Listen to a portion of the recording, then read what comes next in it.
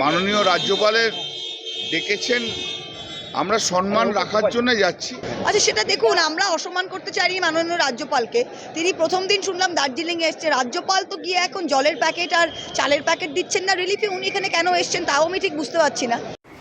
দার্জিলিংয়ের রাজভবনে রাজ্যপালের সাথে দেখা করতে শিলিগুড়িতে এলেন তৃণমূলের 3 প্রতিনিধি দল। শনিবার কলকাতা থেকে বাগডোগরা বিমানবন্দরে নামেন রাজ্যের পঞ্চায়েত ও গ্রামান্বয়ন মন্ত্রী প্রদীপ মজুমদার, সাংসদ কল্যাণ বন্দ্যোপাধ্যায় ও মহুয়া মিত্র। এদিন বাগডোগরা বিমানবন্দরে সাংবাদিক সম্মেলনে কল্যাণ বন্দ্যোপাধ্যায় বলেন, রাজ্যপালের আমন্ত্রণ পেয়ে আমরা সম্মান রক্ষার্থে দার্জিলিং যাচ্ছি। আমাদের মূল প্রতিনিধি দল অভিষেক বন্দ্যোপাধ্যায়ের নেতৃত্বে কলকাতার রাজভবনে যাবে। সেখানে 50 লক্ষ টাকার আবেদন হস্তান্তর করা হবে। রাজ্যপাল কলকাতায় না গিয়ে দিল্লি চলে গিয়েছিলেন এবং সেখান থেকে ফের শিলিগুড়িতে এসেছেন। রাজ্যপালের ডাক পেয়ে আমরা শুধু দেখা করতে যাচ্ছি। ওই সাক্ষাতে রাজ্যপালকে বলবো, ফিরে আসুন না ঘরে, নিজের ঘর পালিয়ে পালিয়ে কেন বেড়াচ্ছেন? 100 দিনের কাজের টাকা দিতে হবে, তা বাংলার আওয়াজ। রাজ্যপাল সহ কেউ সেই আওয়াজ শুনতে পারছে না। এই আওয়াজ 2024 সালে প্রতিফলিত হবে, তখন বুঝতে পারবেন বলে কটাক্ষ করেন তিনি।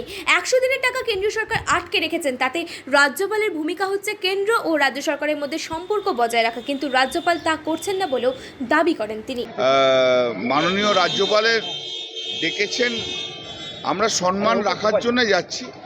আমাদের মেন ডেলিগেশন আমাদের অভিষেক বন্দ্যোপাধ্যায়ের নেতৃত্বে কলকাতার রাজভবনে হবে। আমরা ডেলিগেশন আমরা যা যা বলার ওখানে বলবো। 50 লক্ষ অ্যাপ্লিকেশন আছে, সেগুলো হ্যান্ডওভার করবো। অভিষেক বন্দ্যোপাধ্যায় হ্যান্ডওভার করবে না। উনি তো কলকাতায় যাচ্ছেন না, উনি তো এখান থেকে দিল্লি চলে গেছিলেন। তা দিল্লি থেকে আবার উনি এখন শিলিগুড়িতে আসছেন দিয়ে সেটা তো আমি বলতে পারবো না, সেটা উনিই জানেন। তো যে সেইখানে উনি আমাদের ডেকেছেন, তো আমরা ওনাকে সম্মান জানানোর জন্য এসেছি। আর তার সঙ্গে বলবো, ফিরে আসুন না ঘরে, নিজের ঘরে পালিয়ে পালিয়ে কেন বেড়াচ্ছেন? রাজ্যপালকে সেখানে গিয়ে 100 দিনের কাজের কথা শুনতে হয়েছিল। স্থানীয় যারা বাসিন্দা রয়েছেন তারাও বলেছেন যে উনি 100 দিনের কাজের টাকা পাচ্ছেন। সারা পশ্চিমবাংলা উনি ঘুরুন না, একই আওয়াজ পাবেন। বাংলার আওয়াজ, বাংলার আওয়াজ, বাঙালির আওয়াজ। 100 দিনের কাজের টাকা দিতে হবে, এটা হচ্ছে বাংলার আওয়াজ, বাঙালির আওয়াজ। উনি সে আওয়াজটা শুনতে পাচ্ছেন না, বিজেপির কেউ শুনতে পাচ্ছে না, মানে শুনে জানে, শুনতে চাইছে না। এই আওয়াজ যখন 2024-এ প্রতিফলিত হবে তখন বুঝতে পারবে। কোথাও কি মনে হচ্ছে যে অভিষেক বন্দ্যোপাধ্যায় জাতীয় স্তরের নেতা হতে? মনে হচ্ছে না, হয়ে গেছে, হয়ে নিশ্চয়ই জাতীয় স্তরের। আপনাকে একটা প্লেন অ্যান্ড সিম্পল কথা বলে দিচ্ছি। পশ্চিমবাংলায় রাজনৈতিক জায়গায় লড়াই করে মমতা বন্দ্যোপাধ্যায় বাংলার দীর্ঘ কয়েক ডিকেডস ধরে বাংলার নাম্বার 1 নেত্রী, সর্বভারতীয় নেত্রী। বাংলায় কেউ, ভারতবর্ষে কেউ নেই মমতা বন্দ্যোপাধ্যায়ের নাম জানে না। তারপরে এই পশ্চিমবাংলায় যার নাম হয়েছে তার নাম অভিষেক বন্দ্যোপাধ্যায়। না, আমি কোনো পার্টির সঙ্গে কখনো তুলনা করি না। আপনি আমাকে জিজ্ঞেস করছেন, আমি আপনাকে আপনি বেকার এমন আপনি ঝগড়া লাগানো কোশ্চেন করেন কেন বলুন তো? আমরা এই 100 দিনের কাজের টাকা জন্য যে সেন্ট্রাল গভর্নমেন্ট আটকে রেখেছে, রাজ্যপালের রোলটা কি? রাজ্যপালের রোলটাই হচ্ছে কেন্দ্রীয় সরকার এবং রাজ্য সরকারের মধ্যে সম্পর্কটাকে যাতে মেনটেন করে ভালো করে, সেই রোলটাই প্লে করা উচিত। উনি ওটা প্লে করছেন না, সেটা ওনাকে একটু মনে করাতে যাচ্ছে। আরে চুরি হয়েছে, কোনখানে হয়েছে সেটা তো বলতে হবে। কে করেছে, আমি না আপনি? এই তো প্রশ্ন। চুরিটা কে করেছে আইডেন্টিফাই। চুরি হয়েছে তো বলে লাভ নেই। কে করেছে চুরি, আমি না আপনি? আর ভুয়ো জব কার্ড তো উত্তরপ্রদেশে সবচেয়ে বেশি হয়েছে। উত্তরপ্রদেশে জব কার্ড তো ভুয়া সবচেয়ে বেশি হয়েছে।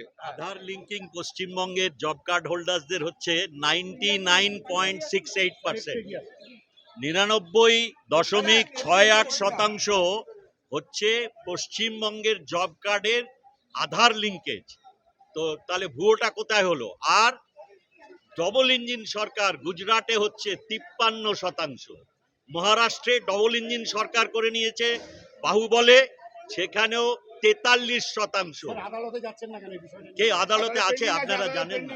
আচ্ছা সেটা দেখুন, আমরা অসম্মান করতে চাইনি মাননীয় রাজ্যপালকে। তিনি প্রথম দিন শুনলাম দার্জিলিংয়ে এসছে, রাজ্যপাল তো গিয়ে এখন জলের প্যাকেট আর চালের প্যাকেট দিচ্ছেন না রিলিফে, উনি এখানে কেন এসছেন তাও আমি ঠিক বুঝতে পারছি না। যাই হোক, তারপর উনি দিল্লি পালিয়ে গেলেন, তারপর দিল্লি থেকে আবার দার্জিলিং এসছেন। দার্জিলিংয়ের আবহাওয়া ওনার বোধহয় এই সময় খুব ভালো লাগছে, তাই আমাদের যখন ডেকে পাঠিয়েছেন, আমরা অসম্মান করতে চাইনি বলে আমরা তিনজন এসেছি। কিন্তু আমরা ওনাকে এটাই বলবো যে আপনি দ্রুত গতিতে কলকাতায় প্লিজ ফিরে যান আপনার রাজভবনে, যেখানে আমরা ধর্নায় আছি। আমাদের বাঙালিদের প্রতিনিধি দলকে মিলুন আর ভিকটিম ফ্যামিলিদের মিলুন। আর এই যে আমাদের বকেয়া টাকা 7,000 কোটি টাকা মনরেগার আর 8,500 কোটি টাকা আবাস, এটা দ্রুত গতিতে যাতে এই বকেয়া মেটায় সেটা আপনি কিছু করুন। অভিষেক বন্দ্যোপাধ্যায়কে ভয় পেয়েছে, সেই কারণেই কি রাজ্যপাল? আচ্ছা, আপনার কি মনে হচ্ছে একটা রাজ্যপালের তার এখন তার কোথায় থাকার কথা? আপনাদের আমি জিজ্ঞেস করছি এই প্রশ্নটা, আপনার কি মনে হচ্ছে এখন রাজভবনে দার্জিলিংয়ে ঠান্ডা হাওয়া খাওয়ার কথা, না কলকাতায় ফিরে গিয়ে আমাদের যে প্রতিনিধি দল তাদের সাথে মিট করে এই বকেয়া টাকা মেটানোর তার কাজ করার কথা? আপনাকেই জিজ্ঞেস করছি। আমার একটা ছোট্ট প্রশ্ন, হ্যাঁ। দিল্লিতে যে আপনারা কর্মসূচি নিয়েছিলেন সেখানে আপনার একটা ভয়ঙ্কর ছবি বেরিয়েছে, হ্যাঁ। দিল্লি পুলিশ নিয়ে কি বলবেন?